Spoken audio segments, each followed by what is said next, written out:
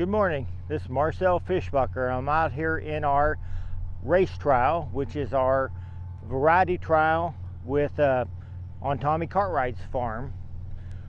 One of the big reasons why we see a lot of cotton up here is to allow the producer to match their water use production.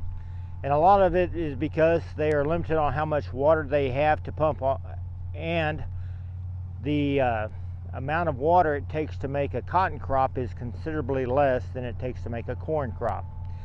This field, as we look behind it, we can see that there is some corn that was getting the irrigation, and so they put down a lot more irrigation in the corn. Corn crop more or less takes about 30 inches of moisture to produce the crop. That moisture would come from soil moisture that is there whenever the crop is planted, plus whatever precipitation you get during the season, plus irrigation. So as you can see, for most years, it will take a considerable amount of irrigation to make up the deficit on those numbers to make a corn crop.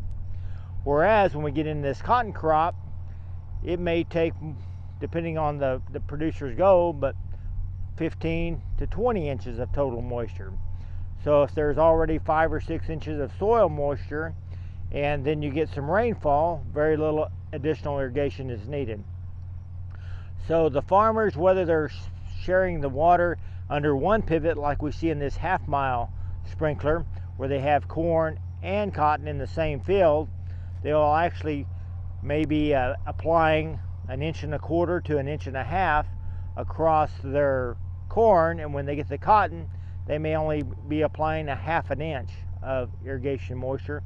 But that continuous motion, instead of doing a windshield wiper going back and forth, is usually more efficient as far as applying that irrigation. The other thing we'll look at too is where our cotton is as far as stage of growth. We are seeing a lot of white flowers, and this white flower will become basically the first boll. So we're actually about 2 weeks behind where we'd like to be. But what we'd like to see is a lot of white flowers between now and the end of August. By the end of August, we want that plant to kind of be at cutout.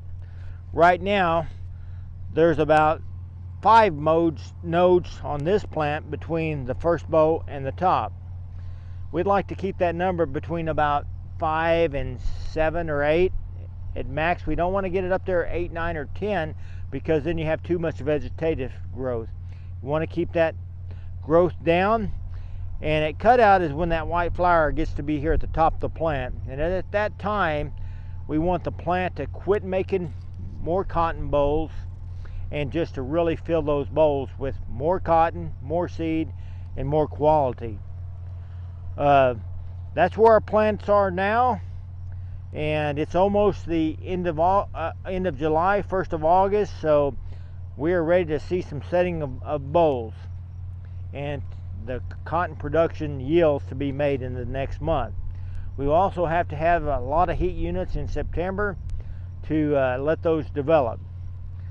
But cotton crop is looking pretty good because of the extra moisture we've had, and all the valuable rains have brought this crop into having it to be a lower input crop.